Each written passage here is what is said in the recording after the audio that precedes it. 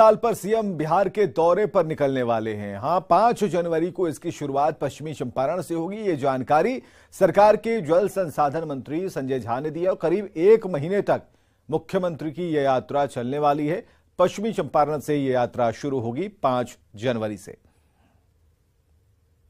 मुख्यमंत्री नीतीश कुमार एक बार फिर से जनता के बीच में जाने वाले हैं, दौरे पे जाने वाले हैं, जिसको लेकर बिहार के तमाम सियासी दलों की निगाहें भी टिकी हुई। इस वक्त हमारे साथ जेडीयू के वरिष्ठ नेता और बिहार सरकार के मंत्री संजय झा मौजूद है। संजय सर, कब नीतीश कुमार यात्रा पे निकल रहे हैं और इस बार उनकी यात्रा दूसरी यात्रा से कैसे अलग है? नहीं, आप जानते हैं कि जब से वो मुख्यमंत्री हैं कितनी सारी यात्राएं उन्होंने निकाली है और फिर से वो यात्रा में 5 तारीख से निकलेंगे और उनकी यात्रा हमेशा शुरू होती है चंपारण से ही, तो वहीं से उनकी यात्रा की शुरुआत है। हमेशा जाते रहे और हर एक तबके के लोगों को से मिलते रहे और शराबबंदी का क्या पॉजिटिव असर है ये जमीन पे लोग एसेस कर सकते हैं। अब लोग भूल जाते हैं जी कितना बड़ा ये ग्राउंड पे क्या स्थिति थी, लेकिन एक बार जब पूरे स्टेट का भ्रमण कर लेते हैं तो हम लोगों ने पास्ट का भी रिकॉर्ड देखा है।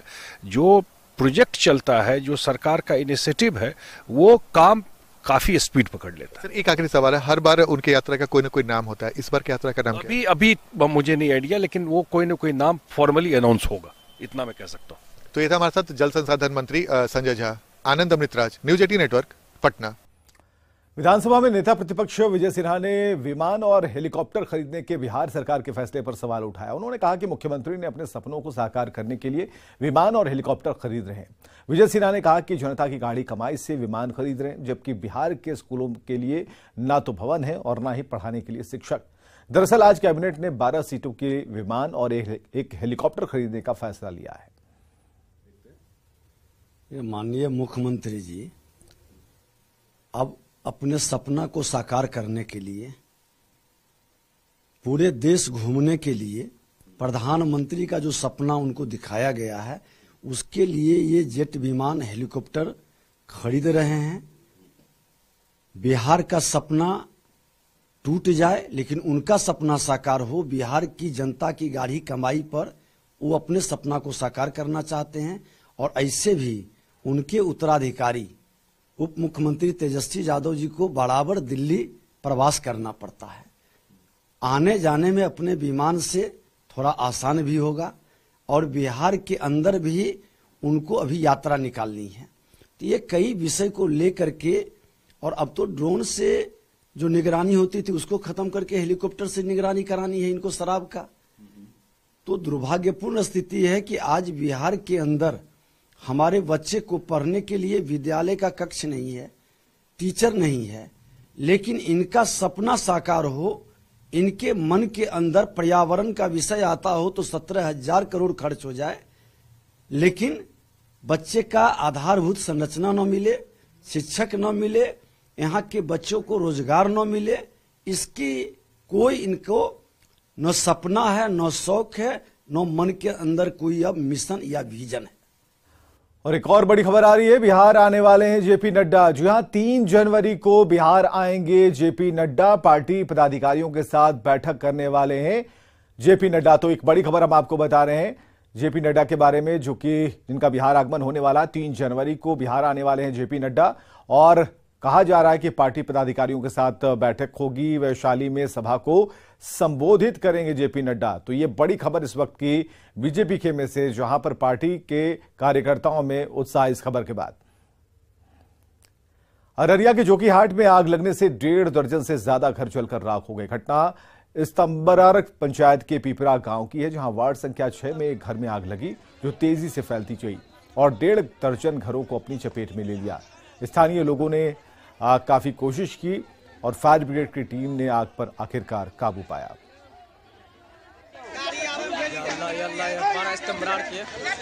पीपरा गांव में अब तक 10 घर जल। गया के निवर्तमान डिप्टी मेयर मोहन श्रीवास्तव का रुपए बांटता हुआ वीडियो वायरल हुआ है। गया में 28 दिसंबर को नगर निकाय का चुनाव होना और मोहन श्रीवास्तव वार्ड नंबर 11 से प्रत्याशी हैं। और वीडियो में आप देख सकते हैं कि मोहन श्रीवास्तव लोगों के बीच खड़े हैं और 11,000 रुपए दे रहे हैं। हालांकि मोहन श्रीवास्तव का कहना है कि उन्होंने मंदिर निर्माण के लिए रुपए दिए हैं और चुनावी रंजिश की वजह से उन्हें फंसाया जा रहा है। वीडियो वायरल विरोधियों द्वारा किया गया है, उसमें मेरे द्वारा 11,000 रुपया मंदिर में चंदा देने की बात कही जा रही है। ये वीडियो मंदिर में चंदा से संबंधित न जाने कितने मंदिर में हम चंदा दिए होंगे और इस चीज़ को चुनाव से कोई लेना देना नहीं है। और आम बिहार में कल दूसरे और अंतिम चरण का निकाय चुनाव हो रहा है, जिसमें 23 जिलों के 17 नगर निगम और 2 नगर परिषद के साथ 49 नगर पंचायतों में मतदान होने जा रहा है। कल 1529 वार्ड सदस्यों के चुनाव के लिए भी मतदान होगा, जिसकी तैयारियां पूरी कर ली गई हैं। शांतिपूर्ण और निष्पक्ष चुनाव के लिए 6,000 पुलिस पदाधिकारी के साथ 22,000 पुलिस के जवानों को तैनात किया गया। बिहार में कुल 3,396 भवनों में 7,084 मतदान केंद्र बनाए गए हैं। एडीजी पुलिस मुख्यालय ने लोगों से भयमुक्त होकर ज्यादा से ज्यादा संख्या में मतदान करने की अपील की है।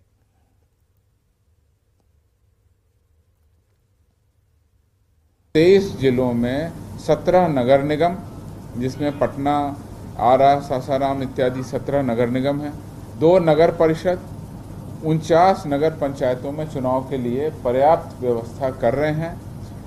इन 23 जिलों में कुल 17 महापौर, 17 उप महापौर, 2 नगर परिषद अध्यक्ष, 2 उपाध्यक्ष और 49 नगर पंचायत अध्यक्ष और उपाध्यक्षों का चुनाव होना है। पटना नगर निगम के मेयर से लेकर डिप्टी मेयर और पार्षदों के चुनाव को लेकर तैयारी पूरी कर ली गई। पटना के डीएम डॉक्टर चंद्रशेखर सिंह ने कहा कि शांतिपूर्ण मतदान के लिए 1,000 मजिस्ट्रेट की तैनाती की गई। निकाय चुनाव के बावजूद सड़कों पर गाड़ियों का परिचालन सामान्य रखा गया है। डीएम ने लोगों से निर्भीक होकर मतदान की अपील की। हम लोगों की पूरी तैयारी है सभी मतदान केंद्रों पर, और सबसे अपील भी करते हैं न्यूज़ 18 के माध्यम से कि बड़ी संख्या में लोग निकलें और अपनी सरकार, जो स्थानीय सरकार होती है, उसको चुनें। आपके जो दैनिक ज़रूरतें हैं, दैनिक कार्य हैं, साफ सफाई का, सड़क का, नागरिक सुविधाओं का, उससे वो डायरेक्ट आपसे रिलेटेड हैं। इसलिए मतदान केंद्र पर पहुंच करके मतदान जरूर करें। सारी व्यवस्था हम लोगों ने किया है। कोई अगर इसमें व्यवधान डालता है तो उसके विरुद्ध हम लोग कड़ी कार्रवाई करेंगे। कितने मजिस्ट्रेट होंगे, कितने पुलिसकर्मियों का डिप्लॉयमेंट किया गया? लगभग 1,000 मजिस्ट्रेट हैं टोटल मिला के, क्योंकि पेट्रोलिंग मजिस्ट्रेट भी बड़ी संख्या में हम लोगों ने दिया है। बेगूसराय में भी कल नगर निगम के 45 वार्डों में मतदान होगा और इसकी तैयारियां पूरी कर ली गई हैं। नगर निगम क्षेत्र को 18 सेक्टर में बांटा गया है और सेक्टर में मजिस्ट्रेट की तैनाती की गई है। डीएमएसपी ने लोगों से भयमुक्त होकर मतदान करने की अपील की है। बेगूसराय नगर निगम क्षेत्र में कुल 2,14,716 वोटर अपने मताधिकार का प्रयोग करेंगे। नगर निगम के 45 वार्ड में हम लोगों के 104 पीसीसीपी मजिस्ट्रेट्स हैं, इन्हों के द्वारा चुनाव कराए जाएंगे। जिला प्रशासन की तरफ से सुरक्षा की व्यवस्था चाक चौबंद की गई है। पूरी व्यवस्था को देखने के लिए 18 सेक्टर मजिस्ट्रेट एवं 6 जोनल और 2 सुपर जोनल मजिस्ट्रेट बनाए गए। पूरे क्षेत्र को 24 सेक्टर में डिवाइड किया गया है, जिसमें 8 जोनल अधिकारी बनाए गए हैं, जिसमें इंस्पेक्टर रैंक के अधिकारी होंगे, 2 सुपर जोनल बनाए गए हैं, जिसमें डीएसपी और एसटीएफ रैंक के अधिकारी होंगे। 17 मोटरसाइकिल पार्टी बनाई है हमने, जो कि किसी प्रकार की समस्या को तुरंत टैकल करेंगे। पूर्णिया में नगर निगम समेत चंपानगर, जानकी नगर, अमौर और बायसी नगर पंचायत में निकाय चुनाव की तैयारी पूरी हो गई है। नगर निगम क्षेत्र में कुल 235 मतदान केंद्र बनाए गए हैं, जहां 46 वार्डों के लिए मतदान होगा। प्रशासनिक अधिकारियों ने मतदान को लेकर पूरी तैयारी का दावा किया है। पटना में पत्रकार नगर पुलिस ने विदेशी शराब की बड़ी खेप पकड़ी है। बताया जा रहा है कि निकाय चुनाव में इसे खपाने का प्लान था। पुलिस ने शराब के साथ एक तस्कर को भी गिरफ्तार किया, हालांकि एक तस्कर फरार होने में कामयाब रहा। 2 बैग में शराब लेकर तस्कर बाइक से जा रहे थे और बैंक मेंस कॉलोनी के पास पुलिस ने यह कार्रवाई की है। हम लोग पूरा जो एरिया को डोमिनेट कर रहे थे। इस क्रम में एक बाइक पर 2 आदमी सवार थे, जो हम लोग को देखकर भागे। हमने चेज किया तो बैंकमेंस कॉलोनी में वो एक सामुदायिक भवन के पास हमने उसको ओवरटेक करके रोका गाड़ी को। तो उसमें से पीछे बैठा हुआ एक आदमी कूदकर भाग गया और दूसरा आदमी पकड़ा गया। उनके पास से अवैध शराब से भरे 2 थैले बरामद हुए हैं और भारी मात्रा में कीमती, काफ़ी कीमती ब्लैक डॉग आदि अन्य जो कीमती ब्रांड की शराब। किशनगंज में बीएसएफ और पुलिस की टीम ने रामपुर चेकपोस्ट से 2 युवकों को पकड़ा है। युवकों के पास से भारी मात्रा में जाली नोट बरामद हुए हैं, जिसमें से एक युवक पप्पू कुमार मुजफ्फरपुर बीएमपी में पोस्टेड है। दोनों के पास से 200 के 20 बंडल, 500 के 10 नकली बंडल के साथ नेपाली नोट भी बरामद किया गया। पुलिस दोनों से पूछताछ कर रही है। पूर्णिया में उचक्कों ने एक बाइक की डिक्की से 2,90,000 रुपए उड़ा लिए। इसकी तस्वीरें सीसीटीवी में कैद हो गई हैं और तस्वीरें आप देखिए कि एक व्यक्ति बाइक लगाकर थोड़ी दूर जाता है और इसी दौरान दो युवक वहां पहुंचते हैं और डिक्की खोलकर रुपए निकाल लेते हैं। इसके बाद दोनों बाइक से फरार हो जाते हैं। जब पीड़ित ने इसकी जानकारी खजांची हाट थाने को दी तो सिपाहियों ने उसके साथ बदसलूकी की और बाद में थानाध्यक्ष की जानकारी देने पर FIR दर्ज की गई। अरवल जिले के किंजर के आजाद नगर गांव के पास नक्सली के पूर्व एरिया कमांडर कमलेश राम की गोली मारकर हत्या कर दी गई।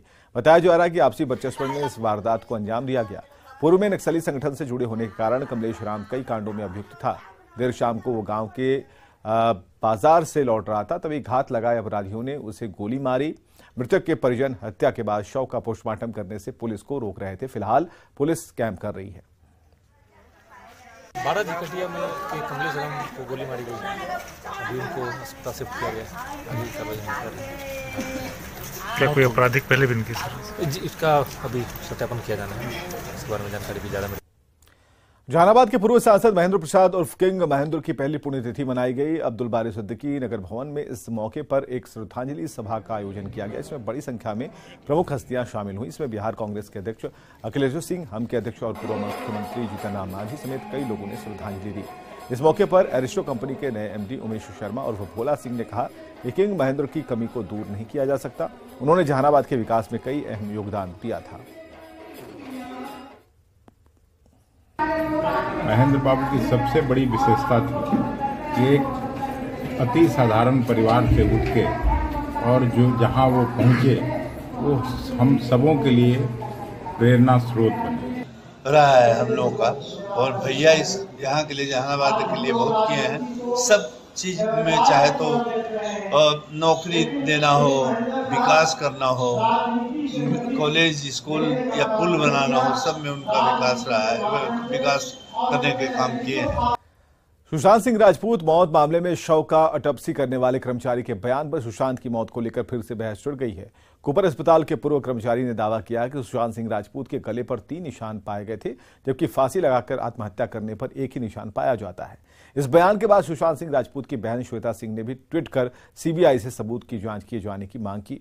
अपने ट्वीट में श्वेता ने लिखा है कि सच सबके सामने आना चाहिए, CBI इस मामले को गंभीरता से ले। और आपको बताएं कि बॉलीवुड एक्टर सुशांत सिंह राजपूत की संदिग्ध परिस्थितियों में मौत उनके मुंबई स्थित फ्लैट में 14 जून 2020 को हो गई थी।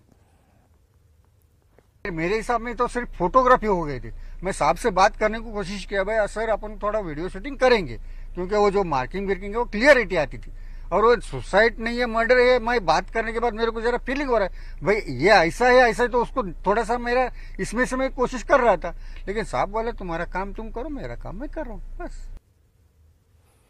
सुशांत सिंह राजपूत के सुसाइड मामले में एक कूपर अस्पताल के स्टाफ मेंबर के दावे के बाद एक बार फिर यह मामला सुर्खियों में है। बिहार के पूर्व DGP गुप्तेश्वर पांडे ने भी कहा कि सुशांत सिंह की मौत का सच दुनिया के सामने आ जाना चाहिए।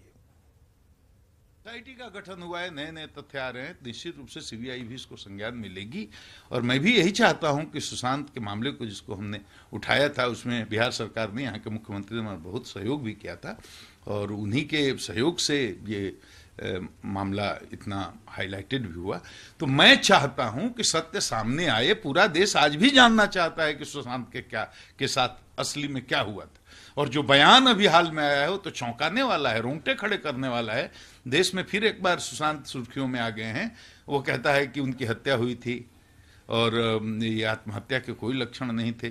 तो CBI को इसको संज्ञान में लेना चाहिए, क्योंकि इन्वेस्टिगेशन तो CBI कर रही है। SIT भोजपुर के बड़हरा प्रखंड स्थित माहुली गंगा घाट पर बने पीपा पुल को आज पटना से बक्सर पर्यटन जहाज और दिल्ली से कोलकाता जा रहे व्यावसायिक जहाज के आवागमन को लेकर काफी देर तक खोल दिया गया। इसके कारण तकरीबन 2 घंटे से ज्यादा समय तक लोग पीपा पुल के दोनों तरफ फंसे रहे। दोनों जहाज के जाने के बाद वापस पीपा पुल को जोड़ने के बाद आवागमन सामान्य हुआ।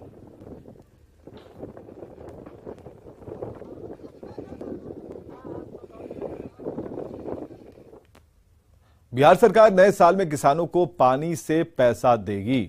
हैरान मत हो, लेकिन यह सच है। दरअसल बिहार सरकार ने तय किया है कि जो किसान का जल भराव वाला खेत होगा, अब उसी खेत से बिजली उत्पादन कर किसानों को उस बिजली से मिलने वाली राशि से कुछ राशि दी जाएगी। इसके लिए सौर ऊर्जा प्लांट लगाने वाली कंपनी, बिजली कंपनी और किसानों के बीच करार भी होगा और सोलर ऊर्जा से मिलने वाली राशि का एक हिस्सा किसानों को दिया जा सकेगा, जिससे उन्हें काफी मदद मिलेगी। दरअसल बिहार के एक बड़े इलाके में कई खेत ऐसे हैं जो सालों भर पानी में डूबे रहते हैं और सरकार के इस कदम से उन किसानों को काफी फायदा मिलेगा। इस पूरी योजना के बारे में बताया नॉर्थ बिहार पावर कॉर्पोरेशन के एमडी संजीव हंस ने, जिनसे बात की आनंद अमृतराज ने। नए साल में किसानों के लिए एक बड़ी राहत सरकार की तरफ से मिलने वाली है और वो राहत ऐसी कि जहां पे किसानों के खेत में लगातार सालों भर पानी लगा रहता था, अब शायद वही पानी उनके आमदनी का जरिया न बन जाए। हमारे साथ एमडी हैं संजीव हंस सर। संजीव सर, ये जो नई योजना है क्या और किसानों को इससे क्या कुछ फायदा मिलने वाला है? देखिए, माननीय मुख्यमंत्री ने ये यात्रा प्रारंभ की थी 2020 के जनवरी में। उसी समय हम लोग जब भ्रमण के क्रम में ये इंस्ट्रक्शन हुआ कि नीचे मछली ऊपर बिजली के कॉन्सेप्ट पे आप इसको प्रयास करें, तो सुपौल में 0.5 मेगावाट का और दरभंगा में 1.5 मेगावाट का फ्लोटिंग सोलर पावर का हम लोगों ने प्रारंभ किया। इसी वर्ष दोनों प्लांट्स का उत्पादन प्रारंभ हो गया है और दोनों प्लांट से बिजली हमारे सिस्टम को मिल रही है, डिस्ट्रीब्यूशन को। तो इसमें एक ट्राइपार्टाइट ढंग से समझौता किया जाए, डेवलपर रहे, किसान की जमीन रहे चूंकि ओनरशिप उसकी है, और अगर फंडिंग करनी हो, अगर डेवलपर खुद कर सकता है तो ठीक है, नहीं तो हम किसी फाइनेंशियल इंस्टीट्यूशन से, बैंक से इसकी फंडिंग करा करके ट्राइपार्टाइट समझौता, तीसरे पार्टी के रूप में डिस्ट्रीब्यूशन कंपनी रहेगी जो इस पावर को खरीदेगी और जो रेवेन्यू जाएगा वो किसान को जाएगा और डेवलपर को जाएगा। इसमें सर जो किसान देख रहे होंगे इस वक्त खबर, तो किसानों को क्या कुछ करना पड़ेगा? उन्हें किनको अप्रोच करना होगा या फिर किसानों को इससे डायरेक्ट फायदा क्या हो रहा है? एक ब्रेडा है organization, Bihar renewable development agency, तो ब्रेडा के डायरेक्टर हैं जो डिस्ट्रीब्यूशन कंपनी के भी एमडी हैं, तो ब्रेडा को ये संपर्क करेंगे, वो इसकी मॉडलिंग करके और इस योजना को धरातल पर उतारेगी। कोरोना को लेकर सभी अस्पतालों में व्यवस्था दुरुस्त की जा रही है, लेकिन छपरा सदर अस्पताल में लगे ऑक्सीजन प्लांट की पाइप पर चोरों ने हाथ साफ कर दिया। कई जगहों से चोरों ने पाइप काट ली है। अस्पताल को ऑक्सीजन नहीं मिल रहा और प्लांट चालू है, लेकिन उससे बनने वाला ऑक्सीजन हवा में जा रहा है। लेकिन इस पूरे मामले पर अस्पताल के कोई भी अधिकारी कुछ भी बोलने से बच रहे हैं। जायजा लिया संतोष गुप्ता ने। पीएम केयर्स फंड से 1000 एलपीएम का एक ऑक्सीजन प्लांट है जो कि कोरोना के लहर जब काफी लोग मर गए थे उस समय इसे स्थापित किया गया था, लेकिन अब जो है इसमें चोरों की नजर लग गई है। इसके जो पाइप्स है उसे चोरों ने काट दिया है और पिछले कई दिनों से ये प्लांट जो है बंद है। हालांकि इसे चलाया जा रहा है, ऑक्सीजन ऐसे ही बर्बाद हो रहा है, ऑक्सीजन ऐसे ही जो पाइपलाइंस है हवा में जा रहा है, ये बिजली की बर्बादी हो रही है। इस बारे में हमने अधिकारियों से बात करने की कोशिश भी की है, लेकिन अधिकारी यहाँ कुछ भी बोलने को तैयार नहीं है। हम कैमरामैन से एक बार फिर कहेंगे कि ये दिखाए कि प्लांट किस तरीके का चल रहा है। यहाँ पे आप देख सकते हैं कि तमाम जो है बिजली के पंखे चल रहे हैं। ये प्लांट अभी बिल्कुल रनिंग स्थिति में है, लेकिन जो हालात बता रहे हैं कि कहीं ना कहीं ये प्लांट अभी मरीजों के किसी काम का नहीं है, क्योंकि इसके जो पाइपलाइन हम दिखाना चाहिए कि यही वो पाइपलाइन है जो कि कई जगहों पर कट चुका है और उस पाइपलाइन से जो ऑक्सीजन आ रहा है वो ऑक्सीजन हवा में ऐसे ही बर्बाद हो रहा है, वो मरीजों तक नहीं पहुंच रहा है। आप देख सकते हैं कि इस पाइपलाइन को काट दिया गया है। हम अपने कैमरामैन से कहें कि दिखाए कि जो अगर कोरोना फिर से अगर प्रभाव दिखाता है अपना, तो मरीजों को काफ़ी दिक्कतों का सामना करना पड़ सकता है, क्योंकि ऑक्सीजन प्लांट जो है वो कोरोना में सबसे अधिक आवश्यक संसाधन होता है जो मरीजों की जान बचाने के लिए इस्तेमाल किया जाता है। और हम एक बार फिर दिखाना चाहेंगे, देखिए प्लांट से जो सीधे पाइप आ रही है, ये पाइप जो है यहाँ से कट चुकी है। ये कनेक्टिविटी था यहाँ पे, और यहाँ पे कनेक्टिविटी के कारण ये जो है पूरा ऑक्सीजन जो है बर्बाद हो रहा है और कहीं ना कहीं मरीजों को अब दिक्कतों का सामना करना पड़ सकता है। जो हालांकि अस्पताल प्रबंधन ने ये कहा है कि जल्द ही इसे दुरुस्त करा लिया जाएगा। संतोष गुप्ता, न्यूज़ 18, छपरा। और बिहार की खबरों में बस इतना ही, लेकिन आप देखिए